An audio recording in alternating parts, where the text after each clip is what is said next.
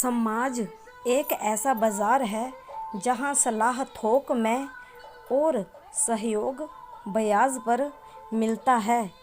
इस समाज का हर इंसान अपनी ज़िंदगी अपने तरीके से जी रहा है। पैसे और फैशन की इस भाग दौड़ में हम इतने आगे निकल गए कि हमें यह भी याद नहीं रहा कि हमारी विधवा बहनें जो कई सदियों से उसी सफ़ेद लिबास की जंजीरों से बंधी है, इस बदलते समाज के साथ इनकी अंधेरी ज़िंदगी का भी सवेरा होगा। हम भूल गए हैं कि यह भी हमारे ही समाज का हिस्सा है।